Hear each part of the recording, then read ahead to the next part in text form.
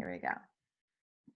All right, guys, today we have Dr. Elyse Rafal, and I'm really lucky enough to, I go to her quite often. I go to her office every couple of weeks to get some services of my own. She is a board certified dermatologist in Stonybrook, New York, and the president and medical director of DermResearchCenter of New York.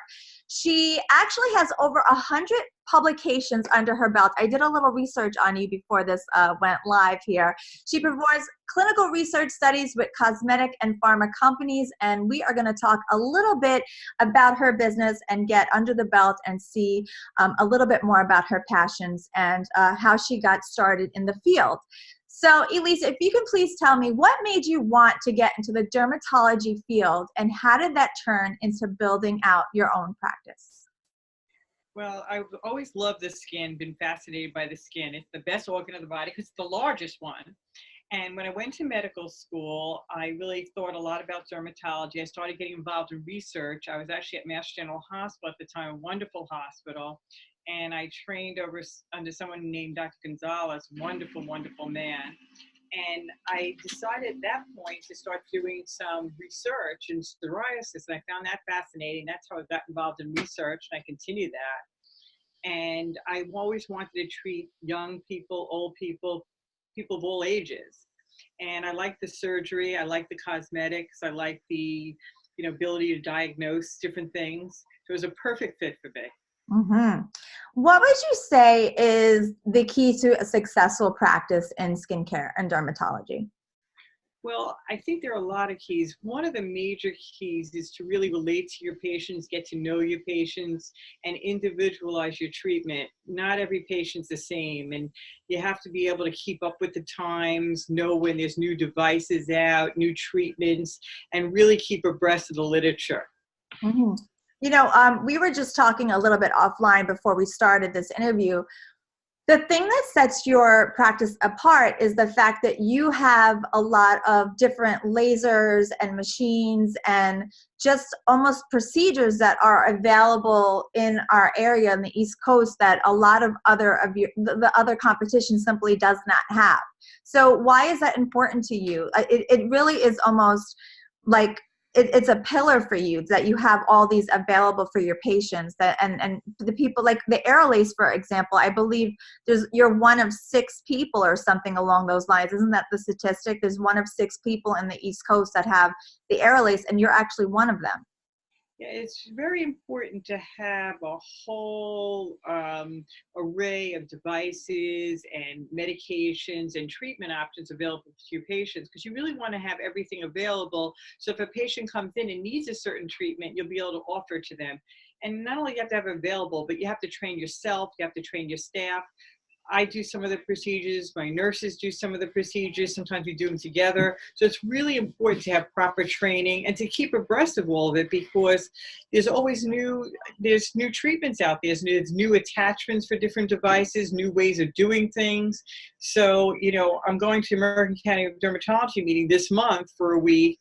And that's a great opportunity for me not only to talk about my research, but I also learn things from other researchers as well, and companies that are developing new products.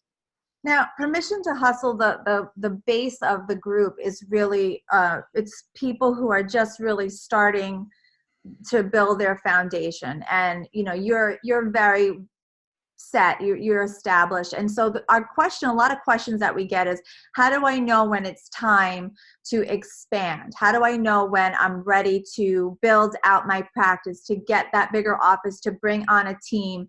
How did you know when it was time to start bringing on other certified nurses? And you said the people in your office, they also do the procedures. It's not just you.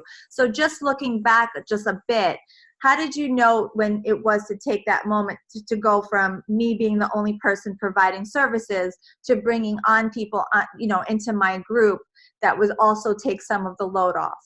Well, I'll tell you what happened with me, so it would help some people that are listening. What happened was, when I graduated my dermatology residency program, at that time I went into academics. I was part of the hospital.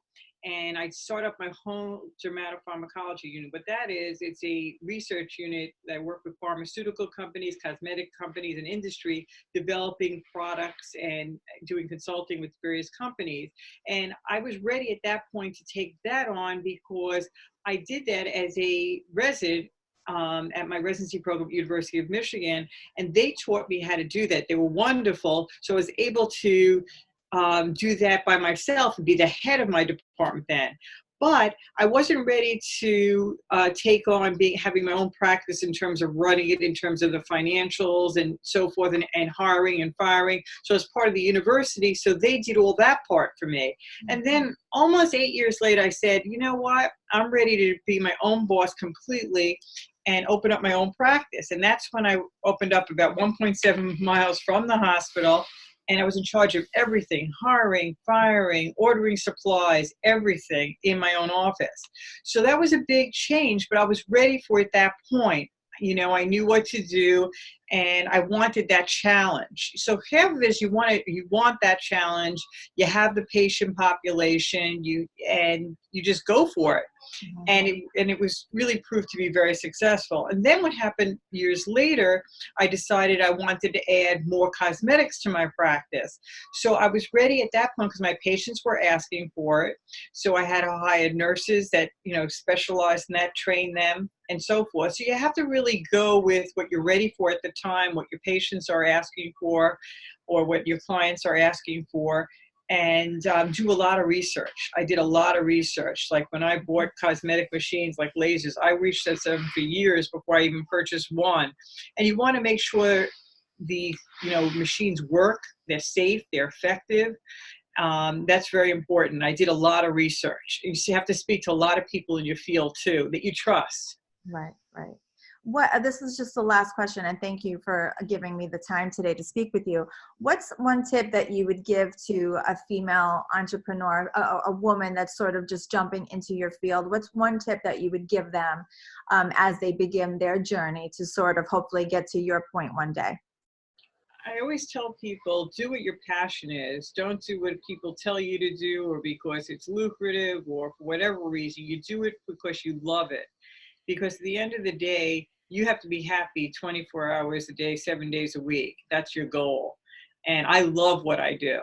So you want to be able to love what you do. Yeah. And then you're successful.